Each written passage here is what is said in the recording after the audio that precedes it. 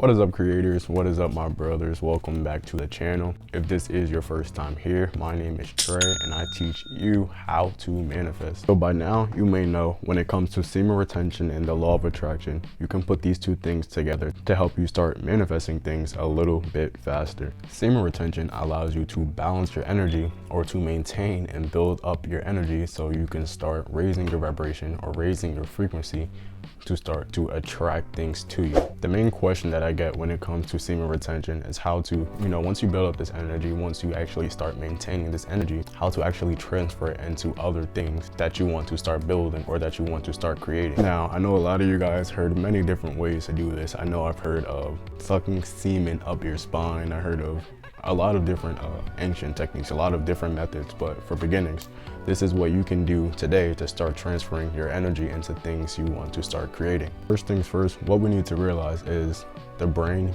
is a receiver.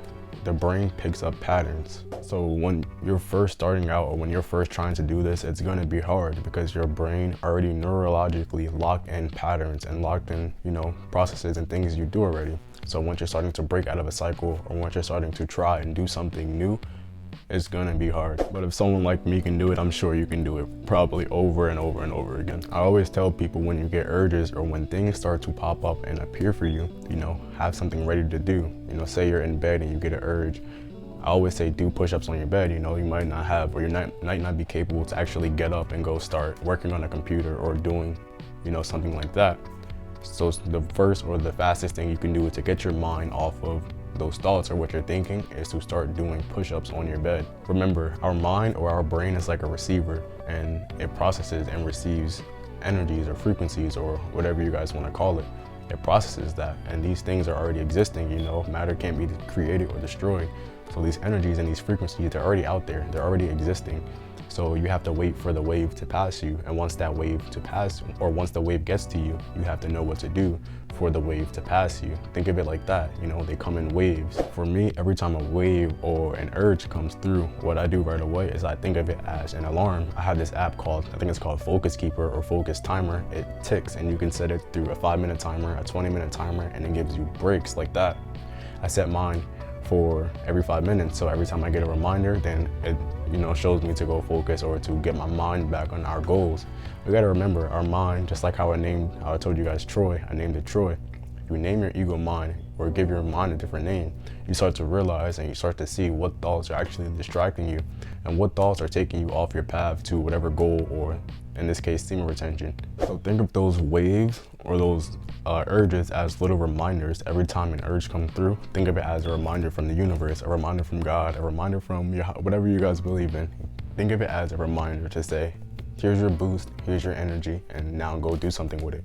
You guys know how I always say, instead of trying to change things, I try to surrender and let things happen.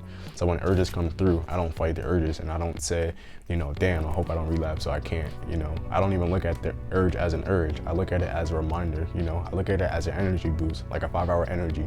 Once the urges come by, I know, damn, it's time for me to clock in, and I go to work and I start to put the energy towards whatever goal it is that I have. So if this is your first time doing this and you say, I wanted to try this, or this seems like it will work, but it hasn't, the first thing I would want you guys to do is to start prepping areas or start prepping little spots in your room. Say have a book in one area, have a pencil and a notebook in one area, have your laptop in the other area.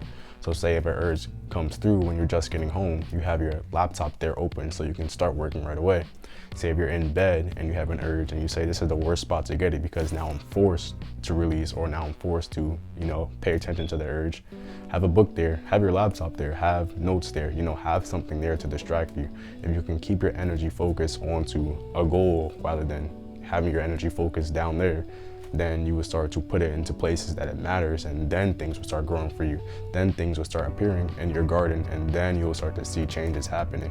Like I said, when you're first starting out, it is going to be hard because our brain already has these pathways set out. So it's going to take the path of least resistance. But if you can fight the urge, or if you can fight the feeling and put it into your work and to turn off your focus from sexual urges or sexual pleasures and put them towards your goals or put them towards other desires, it's going to start getting easier and easier for you, because you're starting to build new pathways and you're starting to build new forms of less resistance. And once you give your brain new options or new places to travel and new places to go, it builds up a new neurological pathway or connection for you, and then things will start to unfold much easier. So every time you get an urge, you'll jump straight to your laptop, or you'll jump straight to a book, or you'll jump straight to cleaning your room or doing whatever project you focus on, because it's gonna basically become muscle memory. You do it so much, it becomes a habit. That's where the habits start. You have to start with consistency. If you enjoy the content, let me know below, what day streak are you guys on?